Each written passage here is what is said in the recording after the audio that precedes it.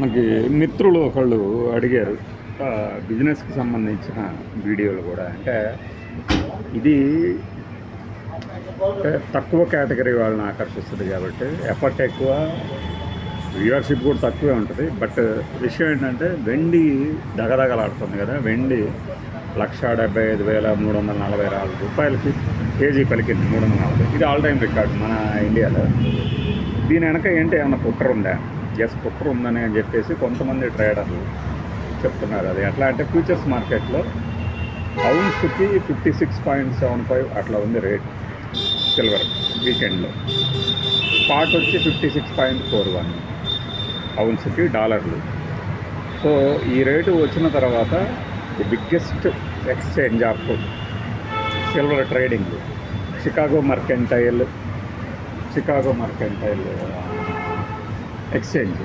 అది ఏంటంటే హాల్ట్ చేసింది ట్రేడింగ్ని హాల్ట్ చేసింది ఒక 10 అవర్స్ పాటు. ఎందుకు ట్రేడింగ్ హాల్ట్ చేసింది అంటే కూలింగ్ ఇష్యూ వచ్చి ఇలినాయస్లోనే మా సైరస్ డేటా సెంటర్ ఆగిపోయింది. సైరస్ డేటా సెంటర్లో కూలింగ్ ఇష్యూతో సిస్టమ్స్ అన్నీ ఆగిపోయినాయి అని చెప్పి వాళ్ళు చెప్తున్నారు.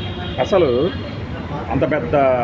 ఎంత పెద్దదంటే ఇది ఈ షికాగో మర్కంటైల్ ఎక్స్చేంజ్ ప్రపంచంలోనే 90% వెండి ఆన్లైన్ లావాదేవీలు అంటే ఫ్యూచర్స్ ట్రేడింగ్ దీని మీదే జరుగుతాయి. అంటే ఈ రేటుని డిసైడ్ చేయగలిగినటువంటి కెపాసిటీ ఈ ఎక్స్చేంజ్కి ఉంటుంది. ఈ ఎక్స్చేంజ్ మూసేశారనుకోండి పొరపాటున, వెండి కొన్నోళ్ళు అమ్ముకున్నోళ్ళు మొత్తం డాష్ అయిపోతుంది. అంటే అంత పెద్ద ఎక్స్చేంజ్ బ్యాకప్ లేకుండా ఈ కూలింగ్ ఇష్యూతో మేము ఆపేస్తున్నాం అని చెప్తుంది 10 గంటలు.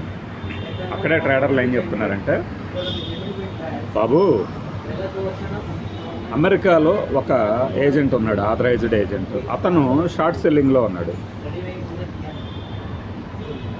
షార్ట్ సెల్లింగ్ అంటే మన దగ్గర స్టాక్ ఉన్నా లేకపోయినా ముందే అమ్మేయచ్చు, తర్వాత కొనవచ్చు. అంటే కొని అమ్మడమే కాదు, అమ్మి కొనవచ్చు కూడా. దీన్ని జీరో చేయటం షార్ట్ సెల్లింగ్ అంటారు. ఫ్యూచర్స్లో ఎక్కువ మంది చేస్తుంటారు కూడా.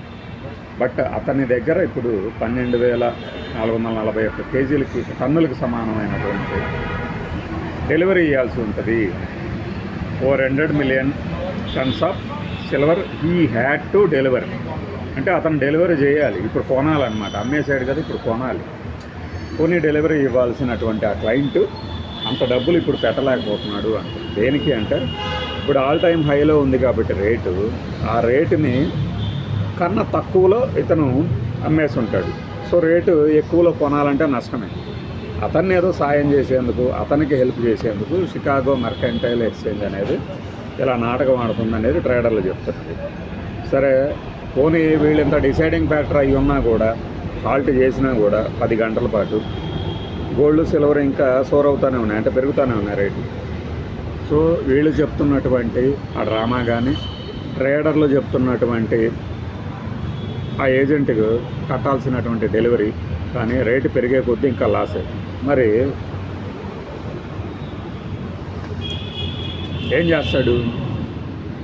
ఆస్తులన్నీ తాకట్టు పెట్టినా కూడా 1,12 లక్షల కేజీల వెండిని డెలివరీ చేయటం అనేది అసాధ్యం. మరి ఏం చేయబోతున్నాడు నేను? ఏం చేస్తాడు? అది రాబోయే రోజుల్లో తేలుతుంది.